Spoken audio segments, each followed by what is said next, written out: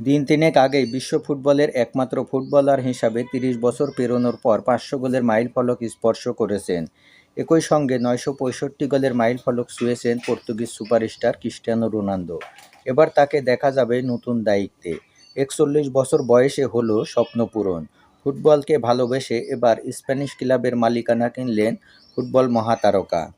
Spanish লিগের দ্বিতীয় ডিভিশনের ক্লাব ইউনিয়ন দে আলমেইরার ২৫% মালিকানা কিনেছেন CR7 খ্যাত এই মহাতারকা।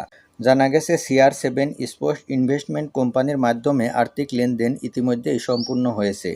তবে এই বিনিয়োগের শর্তাবলী এখনও খোলাসা করা হয়নি। আলমেইরার শেয়ার কিনে এক বিবৃতিতে ক্রিস্টিয়ানো রোনালদো বলেন, মাঠের বাইরে অবদান রাখার দীর্ঘদিনের ইচ্ছে ছিল আমার। শক্ত ভিতের উপর দাঁড়িয়ে থাকা ক্লাব আলমেইরা, তাদের বেশ উন্নতির সম্ভাবনা রয়েছে। সেই যাত্রায় আমি তাদের সাহায্য করতে প্রস্তুত। গত বছর সৌদি আরবের বিনিয়োগকারী একটি গ্রুপ ক্লাবটির মালিকানা নিয়েছিল।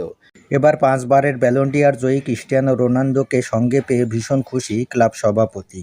ক্লাবের তরফ থেকে এক বিবৃতিতে বলা হয়, ক্রিস্টিয়ানো রোনালদো আমাদের ক্লাবকে বিনিয়োগের জন্য বেছে নিয়েছেন বলে আমরা খুবই আনন্দিত। এবার আমাদের ক্লাব তার সংস্পর্শে এসে লা লিগার মূল পর্বে উন্নীত হবে বলেই আমরা আশা করছি।